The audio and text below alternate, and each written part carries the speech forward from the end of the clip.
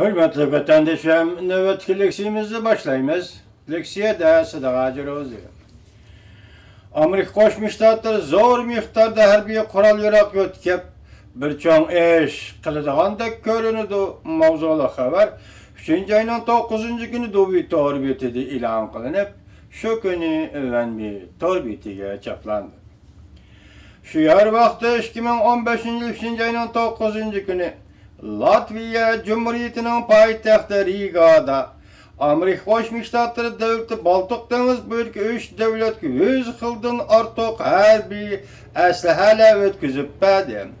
Bu qurollardan foydalanib, u davlatlar Rossiyaning tahdidiga taqobil turadigan bo'ldi.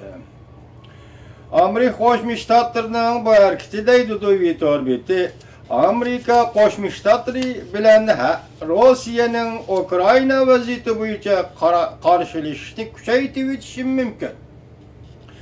Amerika Qo'shma Shtatlarining bu qatimqi harakati Rossiya bilan ishga o'tirdi portlaydigan qisman to'qinishdan avval harbiy ishlar o'rinlashtirish bo'lishi mumkin. Qisman to'qinish yuz berishdan avval harbiy ishlarni o'rinlashtirish bo'lishi mumkin. Ukraina krizi partlagandan buyon Amerika Qo'shma Shtatlari bilan Rossiya Ukraina voqealariga bog'liq tarkishib keldi.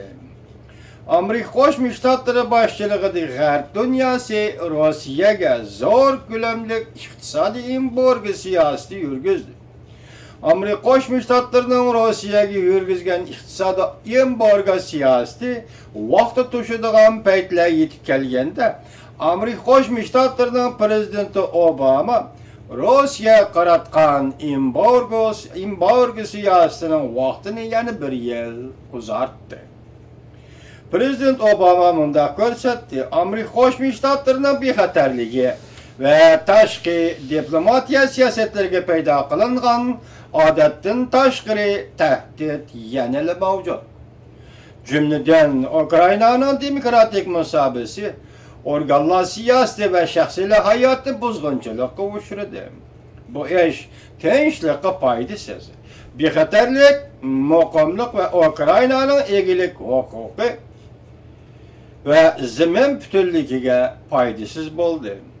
Amerika Qo'shma Shtatlari hukumati Rossiya qaratgan embargo siyosatini uzartgandan keyin Rossiya Federatsiyasining prezidenti Vladimir Putin aniqki Rossiyani qo'rqita oladigan, cheklayalaydigan, yetim qoldira oladigan odam o'tmishda bo'lgan emas, hozir ham yo'q deb ifoda bildirdi.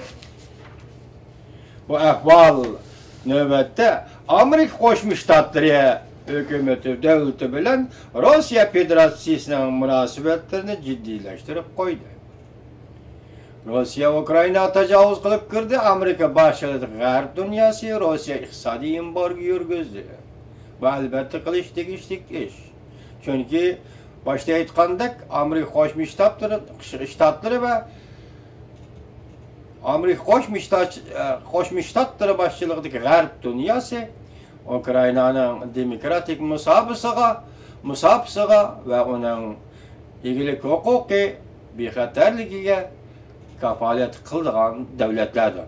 Agar G'arb dunyosi qo'g'dimasa, Rossiyadagi tajovuzchi davlatlar Ukrainani yana boshqa o'rinlarni bosib olishi va u yerda mudofaa yurgizishi mumkin. Masalan, Baltiq bo'yidagi davlatlarga, shunga Amerika Qo'shma Shtatlari hukumati bu qatim Baltiq bo'yidagi 3 davlatga 100 xildan ortiq harbiy qurol yarog' berib, tahdiddan qo'g'dinishni asos bilan ta'minladi.